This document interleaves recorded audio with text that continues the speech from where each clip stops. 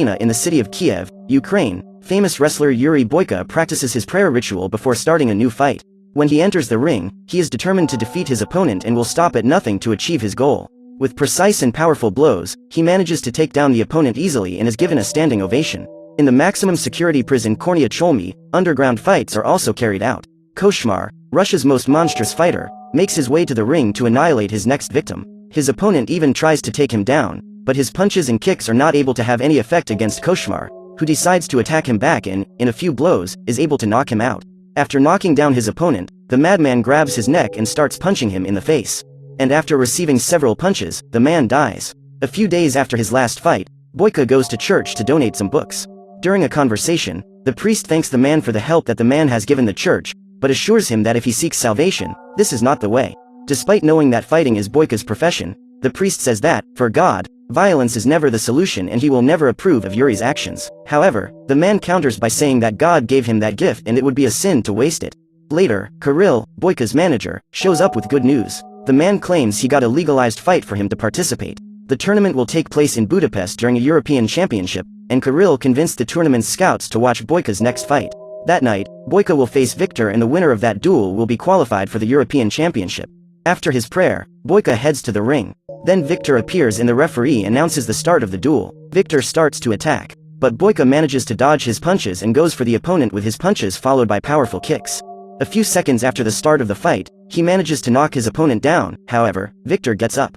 Apparently, he's not willing to lose that battle. With total fury, the man lands several blows on Boyka, but the unbeatable soon regains control of the fight and takes his opponent to the knockout. However, seconds later, Victor gets up and decides to continue the fight. Boyka soon manages to take him down again, as the man no longer has the ability to defend himself. Boyka asks him to stay on the ground because he doesn't want to hurt him anymore. However, Victor needs to qualify for the European Championship, so he decides to continue. So, Boyka needs to deliver the final blow, leaving Victor totally unconscious and becoming the winner of that duel. The scouts are proud and report that in just 2 weeks he will participate in the tournament in Budapest. If he wins the tournament, he will enter the professional league, but if he loses, his dream will be over.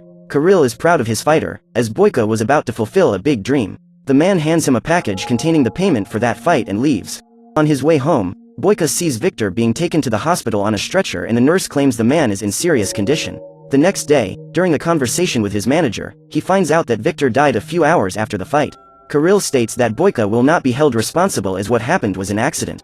At that time, the fighter remembers the words the priest said to him and feels very guilty about what happened. Boyka asks to see the things that were in Victor's closet and there he finds a picture of the man with his wife inside an envelope containing a letter. Shaken by the situation, he asks his manager to get him a fake passport so he can go to Russia to visit Victor's widow. Kirill tries to dissuade him from this idea. After all, Boyka is wanted there, but the man assures him that he has to do it and will be back before his trip to Budapest. In Russia, Victor's family and friends say goodbye to him. Zaurop and his gang show up at the church and Alma is uncomfortable with the gangster's presence at her husband's funeral. The man looks at her from afar and, at the end of the ceremony, reminds the woman about her husband's debt. Zaurop assures her that if Alma agrees to marry him, the debt will be forgiven. However, she claims instead that she will work at his club and pay off the loan he had taken out. That same day, Kirill hands over the fake passport to Boyka. The man takes a ride from Sumy which takes him to a military checkpoint. The soldiers there don't have access to the internet, so if Boyka doesn't draw attention, he'll be able to get through with no problem. After crossing the border into Russia, the fighter goes to Drovny, where he rents a room. In his suitcase, the man carries a crucifix, which he hangs on the wall of the room. Then he walks over to the return address that was on the letter. Arriving there, he realizes that the place looks like a school. As he watches outside, he spots Alma and immediately recognizes her. The woman notices Boyka's presence and stares back at him. Seconds later, a car appears and the driver orders Alma to accompany him. As they leave, Boyka asks security where they are going. The man then heads to the address and discovers that Alma was going to work in an underground arena. The moment he enters the club, there is a fight going on between Igor and another guy. Despite being less muscular than his opponent, Igor is extremely agile and manages to beat him with some ease. When his opponent is writhing on the ground, Igor delivers the final blow and lands a kick to his face. As he celebrates his victory, Boyka spots Alma and walks towards her. The woman asks why he is following her and the man claims that he has come a long way to talk to her. During the conversation, Slava and his security team show up and the man orders Alma to go back to work. He then shows his gun and says he wants to talk to Boyka outside. Zaurop is in his room watching the security camera images and, at that moment, he sees the fighter. He recognizes him immediately and is curious to know what that man is doing in his arena. Outside, Slava orders the man to leave and claims that he messed with the wrong woman, as Alma now belongs to his boss. However, Boyka insists he needs to talk to the woman and asks what time she gets off work. Seeing that the man does not intend to leave, Slava orders his colleagues to teach him a lesson. Then, the two bouncers team up to beat him up, but Boyka easily gets rid of them. Seeing the man's abilities, Slava points a gun to his head, but the fighter manages to neutralize it and knocks the enemy down. After unloading the weapon, Zaurop appears with his men and applauds Boyka's performance. The old man proposes that he fight in his ring, but Boyka claims he is not interested in the proposal. The man tells him that he is there to talk to Alma, and upon hearing this, Zaurop is extremely angry. He says that no one approaches that woman without his permission and claims that Alma belongs to him, as does the entire city. Finally, he threatens Boyka, saying that if he tries to talk to Alma one more time, he will be a dead man. But that's not enough to intimidate him, and in the next morning, he goes to try talk to the woman again. The security guard sent by Zaurop to guard the community center tries to stop him from entering, but Boyka is able to knock him out with a single punch. When he finds Alma, the woman is reading a book to some children, but, seeing him, Alma goes to him to find out what that man wants with her. So Boyka finally has the opportunity to talk to the woman and tells her that he met her husband. He then says he is very sorry for her loss. Alma thanks him and Boyka asks if Zaurop is bothering her. At that time, the widow says that the man took out a loan so that she and her husband could open that community center. As her husband died, Alma started working for Zaurop to pay off the debt. Then the woman asks Boyka to tell her how he met Victor, and the fighter reveals that he was responsible for his death. Even though it was an accident, he feels guilty and wants to hand over the fight money to Alma. However, the widow claims that she doesn't want that blood-stained money and orders the fighter to leave. Determined to pay Alma's debt, Boyka goes to Zorab's club and offers to fight in the ring in exchange for the woman's freedom. The deal is that Boyka will participate in 3 fights in 1 week. If he wins all the duels, Alma will be free of his debt, but on one condition. The fighter must defeat the great champion of Zaurop. Yuri accepts the deal and says he will leave to duel with Igor in the final fight. Finally, he asks if there is anywhere he can train, and Zaurop says that Boyka can use the gym, which is 5 blocks away.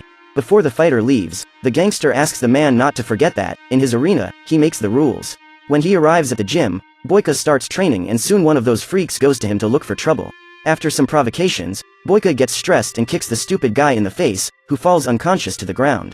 That night, he prepares for his first fight against Boris Tarsov. Early on, Boris demonstrates more agility, but Boyka is extremely skilled and manages to compensate for this disadvantage. While watching the show, Zaurop is surprised by the man's performance. Despite knowing Boyka is famous, he had never seen the unbeatable fight live. A few minutes after the start of the fight, Boyka is declared the winner and Zaurop congratulates him on the victory. While resting, Alma goes to bring him a glass of water. At that time, Boyka asks if the woman knows of any other place he can train, as the gym at the end of the street was full of rats. So Alma asks him to go to the community center the next day, as she will allow him to use the gym there. The next morning, Boyka shows up and, as agreed, the woman lets him use the gym space where her husband used to train. Minutes later, some kids show up to watch him as he trains. 2 nights later, the fighter presents himself for the second match. This time, he will have to face 2 opponents at once. The Ozarov brothers surround their adversary and attack him together like hungry lions. However, one by one, Boyka manages to take them down with his impeccable punches and kicks. The duo gets up and continues to attack him. While Boyka is distracted by one of the brothers, the second takes a precise kick to his lower back and the man struggles to walk. However, upon seeing Alma looking at him, the fighter returns to the fight and manages to defeat both brothers at once. Injured, he hobbles out of the arena and Alma decides to help him. After the fight, when Boyka returns to the community center, the woman prepares an herbal paste to rub on his back. While tending to the fighter's injuries, Alma states that he doesn't have to fight for her and can leave the city whenever he wants. Boyka then asks why Alma didn't leave, and the widow claims that that place was her and her husband's dream. Without the community center, those kids would be in gangs or worse. Annoyed, the woman leaves and the man returns to his room to rest. With great fear that Boyka will win the third fight, Zaurop offers police officer Koichev money to get Koshmar out of prison and take him to fight at his club. The policeman shows resistance in doing this, as he will be risking his job. But Zaurop guarantees that, in addition to the money, he will give the policeman one of the most wanted fugitives in all of Russia. Upon learning that he will be able to capture Yuri Boyka, Koichev accepts the deal and promises that he will take Koshmar to participate in the last fight. The morning before the duel, while running to warm up, Boyka receives a call from Kirill. His manager says the arena is full of fans waiting to see him and his name is scattered all over the newspapers and billboards. After the duel against Igor, the fighter should take the bus that leaves at 9:45 at night. On the phone with his manager, the man promises he will be there. A few hours later, Boyka enters the arena for his final match. Igor is confident. After all, he never lost a single fight in that ring. Igor starts the fight at an advantage. Boyka is already tired, as this is his third fight in a week. Also, the pain in his back limits his movement. However, he still manages to keep up with his opponent and exchange kicks with him toe to toe. While the fight doesn't come to an end, Alma is anxious in the audience. Boyka's victory means his freedom, but the woman knows he's not at his best. After a few minutes of fighting, Igor knocks his opponent to the ground and grabs his neck. Boyka throws his body backwards in an attempt to get rid of him, but Igor soon stands up and lands a spinning kick to his face. After taking him down, the opponent lands a heel kick on Boyka's spine. Then he grabs him by the neck and gives him several blows to his back.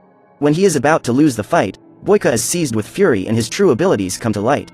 No matter how much Igor tries to fight back, he can't get over it. After a sequence of synchronized punches and kicks, the Unbeatable honors his name and knocks out his opponent. At this moment, Alma can barely contain her happiness and Boyka feels relief that he has managed to fulfill his mission. Now he has to run to catch his bus back to Ukraine. However, Zaurop has other plans for him. As Boyka prepares to leave, the man states that in order for Alma to be free, the fighter needs to beat the champion, as he said in the deal. Otherwise, the woman would continue with the debt. Everyone knows that when he said, "my champion," Zaurop was referring to Igor. But in addition to being a cowardly freeloader, the gangster is also a terrible loser and decided to change the deal at the last minute. Now, in order for Alma to have his debt forgiven, Boyka will have to beat Koshmar, better known as the Nightmare, who came straight from prison to participate in the tournament. The man is twice the size of Boyka, and despite the well-aimed blows he receives, Koshmar remains standing. He grabs Boyka by the neck and headbutts him hard. When his opponent is stunned, Koshmar knees him in the chest and knocks him to the ground.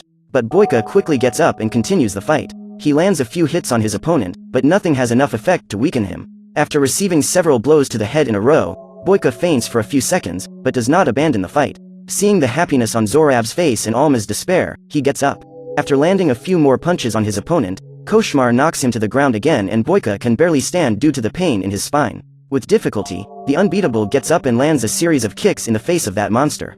After several punches, he manages to destabilize Koshmar with a hook and knock him to the ground. He then uses jiu-jitsu techniques to immobilize him while twisting his arm. When the man stands up, Boyka uses a kick to send him out of the ring and, incredibly, wins another fight. However, Zaurop, again, doesn't keep his word and sends his guards to attack the fighter. Meanwhile, the cheater grabs Alma and takes her along with him to her room. Customers are scared of the situation and run away from the club in despair. Seeing that Alma is in danger, Boyka gets up, picks up the baseball bat and knocks out the guards. As the fighter eliminates everyone who gets in his way, another security guard appears and shoots him in the arm, but Boyka throws the wooden bat towards him and knocks him unconscious. Then Slava appears and shoots the man in the knee. Luckily, Boyka finds a gun on the ground and shoots back. At that time, Slava falls from the second floor and passes out. After taking a weapon that was hidden in the drawer of his room, Zaurop returns to kill Boyka and uses Alma as a hostage. The coward tries to run away, but the fighter goes after him and points the gun in his direction. Realizing that his life is in danger, Zaurop orders Boyka to drop the gun and threatens to kill the woman. The man then drops the pistol and, at that moment, Alma bites the old man's hand. Boyka takes advantage of the distraction to attack him and ends up getting shot in the abdomen. Still, he manages to grab the gangster and punch Zaurop in the face several times. Then he chokes his neck until he kills him.